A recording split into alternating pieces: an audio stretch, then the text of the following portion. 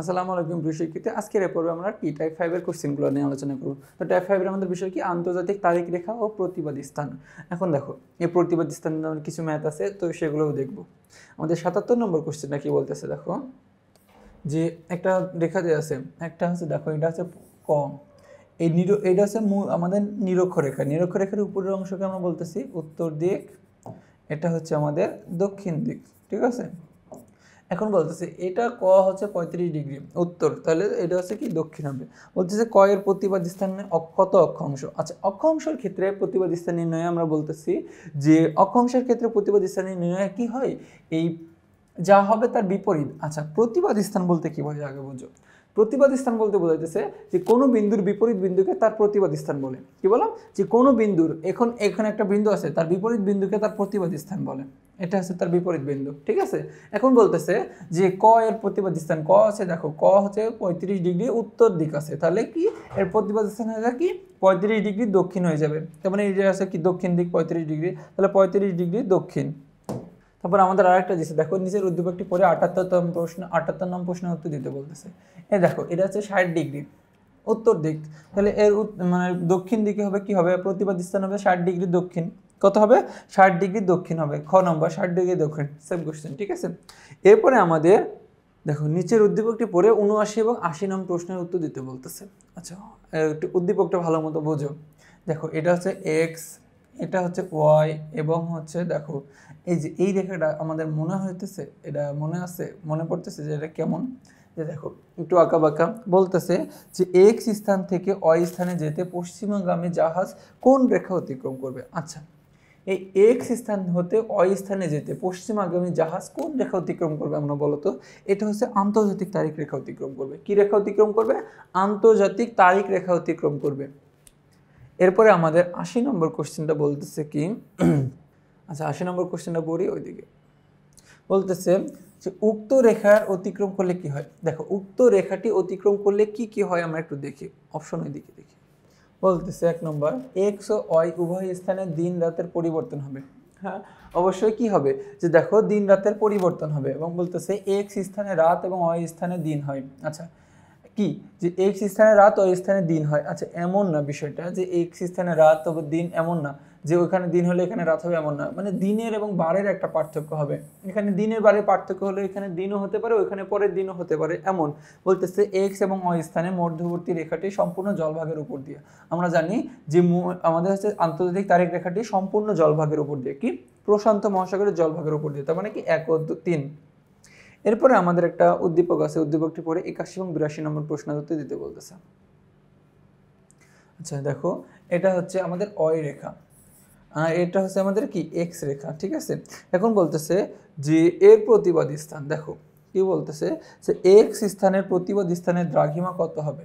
আচ্ছা, এক্স স্থানের প্রতিবাদী স্থানের দ্রাঘিমা, আচ্ছা আমরা একটু দেখি ভালো মতো আগে এটা বিষয়টা। দেখো ওয়াই এর, দেখো এটা ওয়াই এর দ্রাঘিমা কত ডিগ্রি, দেখো তো 60 ডিগ্রি দিয়ে আছে, তাই না।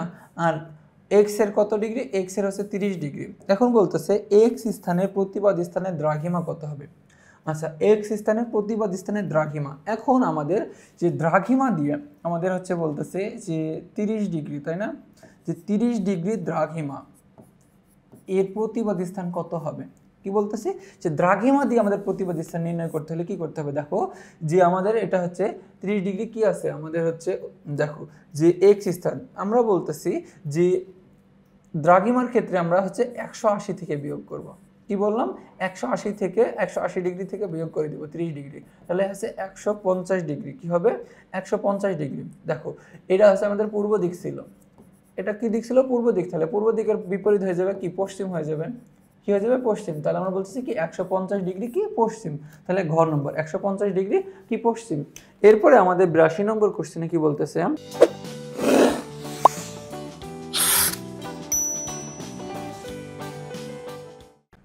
যে নভেম্বর মাসে এক্স স্থান থেকে ওয়াই স্থানে গেলে কি ধরনের পরিবর্তন পরিলক্ষিত হয়।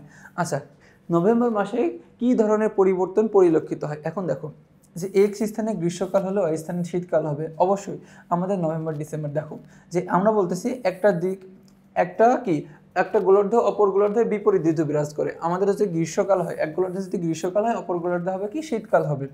আবার বলতেছে যে এক্স স্থানে শরৎকাল হলে অয় স্থানে বসন্তকাল হবে। আচ্ছা, শরৎকাল হলে বসন্তকাল না, আমরা বলতেছি কি যে আচ্ছা, তারপর আমাদের এক্স স্থানে অপেক্ষা অয় স্থানে সূর্য অপেক্ষা উদিত হয়। বলতেছে দেখো এক্স স্থান অপেক্ষা অয় স্থানে সূর্য আগে উদিত হয়। আচ্ছা, এক্স স্থানে শরৎকাল, এখন এই স্থানে শরৎকাল এখন হবে না, নভেম্বর মাসে তো আমাদের শরৎকাল হয় না, তাই না?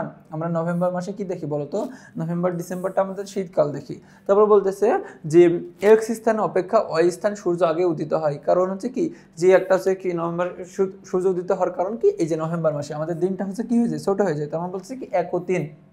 এরপরে আমাদের 83 নম্বর কোশ্চেনে কি বলতেছে যে প্রতিবাদ স্থানের মধ্যে সময়ের পার্থক্য কতটুকু থাকে।